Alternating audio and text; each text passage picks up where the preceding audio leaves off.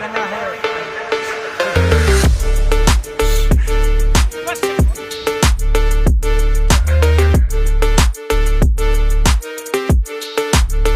మేము అమర్నాథ్కి వెళ్ళే ముందు రోజు రాత్రి రిజిస్ట్రేషన్ ఇక్కడ చేశారు. మాకు ఇక్కడ చేసి వెళ్తున్నాము. వర్షం అండి. ఈ వర్షం ఏంటో చాలా విచిత్రంగా ఉంది. మన వర్షంలో పెద్ద జల్లులో చినుకులో పెద్ద క్వాలిటీ ఉండదు. కాదు, ఈ చినుకులో చాలా క్వాలిటీ ఉంది. అంటే ఒక చుక్క పడ్డా కానీ అది ఏందో పెద్ద జలక్ ఇస్తుందా ఉంటుంది మనకు. జలక్ బాగా ఇస్తుంది. ఇగో ఇది లంగరు. ఇక్కడ భోజనాలు చేయొచ్చు. చెప్పా కదా, ఎంతైనా తినచ్చు. కాదు, పారేయకూడదు. పారేస్తే తిడతారు. అది పారేయకుండా తినాలి. సరే, ఇంకా మనం కథలోకి వెళ్దాం నెమ్మదిగా. చాలా పెద్ద కథ కదా, చాలాసేపు పడుతుంది. కొంచెం వినండి దయచేసి.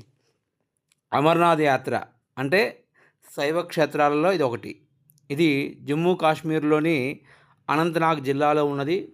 ఇది సముద్ర మట్టానికి 12,750 అడుగుల ఎత్తులో ఉంది. ఇక్కడ సహజమైన ఒక గుహ ఉన్నది. ఈ గుహ ప్రతి సంవత్సరం సహజంగానే ఏర్పడే మంచు శివలింగం కొలువై ఉన్నది. పురాణాల ప్రకారం పార్వతీదేవి అడిగిన అమరత్వ రహస్యం, అమర కథను ఎవరు వినకుండా ఉండడానికి చెప్పడానికి శివుడు ఈ నిర్జన గుహను ఎంచుకుంటాడు. అందుకే దీనికి అమర్నాథ్ అనే పేరు వచ్చింది. శివుడు మార్గ మధ్యలో వదిలేస్తాడనుకోండి. పెహల్గాంలో నందిని, చందన్వారిలో చంద్రుడిని, శేషనాగులో నాగుల్ని, మహాగణేష్ పర్వతం మీద గణేశుడిని, పంచతర్ణిలో పంచభూతాలను, చివరిగా అమర్నాథ్ గుహలో పార్వతీదేవికి ఈ యొక్క అమరత్వ రహస్యాన్ని వివరిస్తాడు. ఏం చెప్పాడు పార్వతీదేవికి అనేది మీకు నేను తర్వాత చెప్తాను. శివుడు ఏం చేస్తాడంటే ఆ అమరత్వ రహస్యాన్ని 2 పావురాలు విన్నాయని అంటారు కదా. ఈ కథ కూడా తర్వాత చెప్తాను. ఇంకా గుహ పైకప్పు నుండి చినుకుల్లా జారే నీరు తీవ్ర చలిలో గడ్డగట్టి సహజమైన మంచు స్తంభం అంటే లింగంగా ఏర్పడుతుంది. పక్కనే చిన్న మంచు ఆకృతులను పార్వతీ గణేశుడిగా కూడా భావిస్తారు. ఈ యొక్క అమర్నాథ్ యాత్ర పెహల్గాం నుంచి 40 నుంచి 46 కిలోమీటర్లు ఉంటుంది. బాల్తాల్ నుంచి ఒక 16 నుంచి ఒక 20 కిలోమీటర్లు ఉంటుంది. మేము బాల్తాల్ నుంచి వెళ్ళాము. చివరిగా ఆ 2 కలుస్తాయండి. పెహల్గాం నుంచి వచ్చే వాళ్ళందరూ, బాల్తాల్ నుంచి వచ్చే వాళ్ళందరూ, వీళ్ళందరూ ఒకచోట కలుస్తారు. కలిసినప్పుడు అది కొంచెం కన్ఫ్యూజ్గా ఉంటుంది. కొంచెం అటు ఇటు వెళ్ళడానికి అక్కడే కొంచెం ట్రాఫిక్ జామ్ అవుతుంది. ఆ కార్లలో ట్రాఫిక్ జామ్ కానీ గుర్రాల్లో ట్రాఫిక్ జామ్ అనుకుంటారా, ఉంది. ఇక్కడ కూడా ఉంది. ఇక్కడ కూడా సిగ్నల్ ఉంటుంది. అటు నుంచి వచ్చేవాళ్ళు, ఇటు నుంచి వచ్చేవాళ్ళు, బాగా ఇరుగ్గా ఉంటుంది అక్కడ ప్రదేశం. అక్కడ ఒకచోట కొంచెం చాలా టైం పడుతుంది. అక్కడే గంటన్నర పట్టింది మాకు ట్రాఫిక్ జామ్ల వల్ల.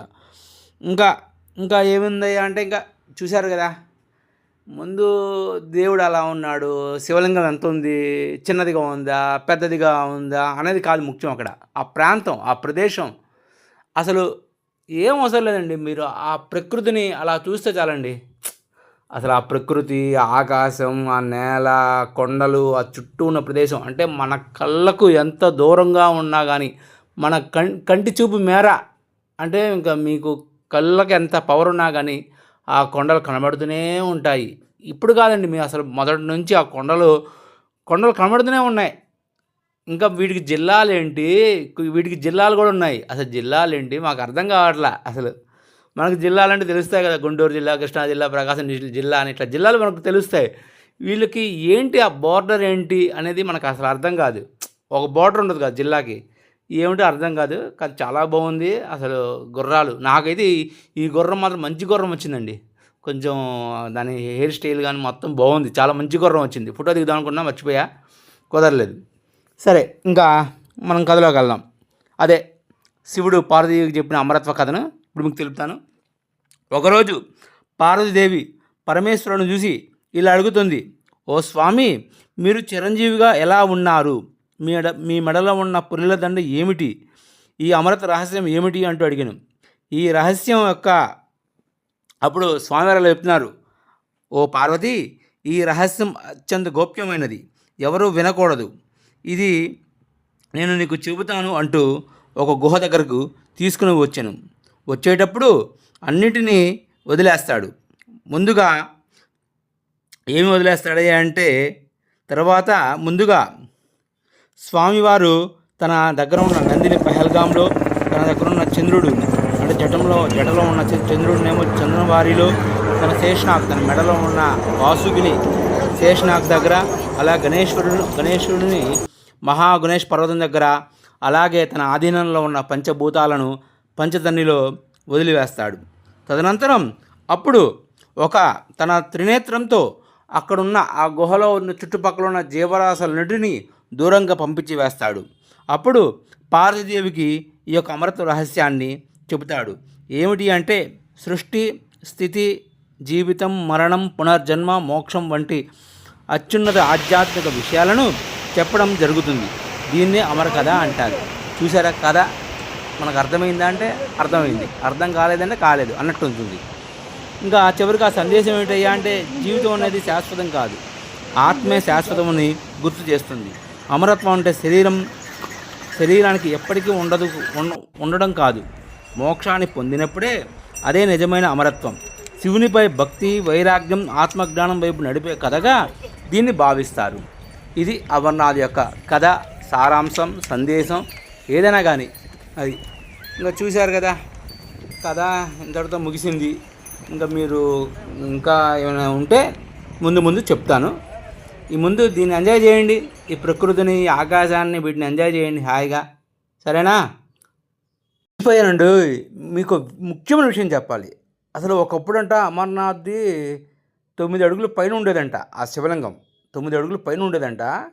మొన్న మేము వెళ్ళినప్పుడు 3-4 అడుగులు ఉందంట. అంటే 2011, 17 ఇలాంటప్పుడు కూడా చాలా చిన్నదైపోయిందంట. మేము వెళ్ళిన 4 రోజుల ముందు అయితే అసలు ఏమీ లేదంట అక్కడ. ఇంకా నయం కనీసం మాకు ఆ 3-4 అడుగులు మిగిలింది మాకు. అసలు నేను ఇప్పుడే చెప్తున్నాను, ఇక్కడ పొల్యూషన్ కూడా పెరుగుతుంది. అంటే చిన్నదేసినా చాలు, అక్కడ చిన్న వాటర్ బాటిల్ వదిలినా కానీ పొల్యూషన్ పెరిగిపోద్దంట అక్కడ.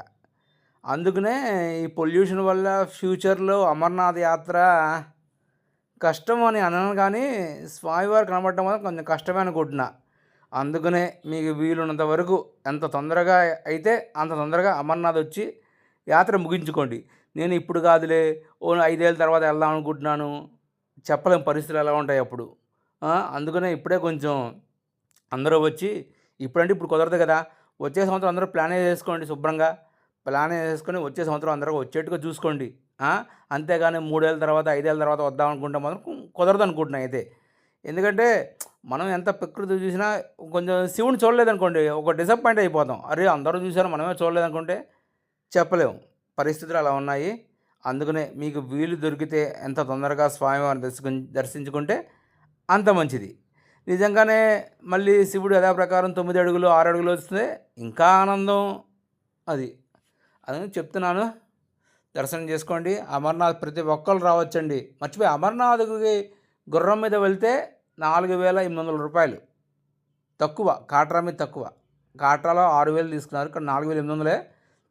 ఇంకా డోలీ మాత్రం ఇక్కడ ఎక్కువ అండి. డోలీ కాట్రాలో 10,000 తీసుకుంటే ఇక్కడ 18 నుంచి 20,000 తీసుకుంటున్నారు.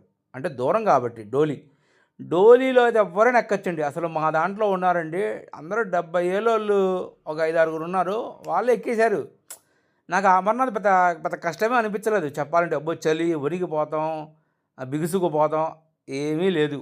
అంటే వర్షం వస్తే మాత్రం ఇంకా ఆ యాత్ర ఆపుకోవడం బెటరు. వర్షం వస్తే మాత్రం ఆ క్లైమేట్ చాలా భయంకరంగా ఉంటుంది.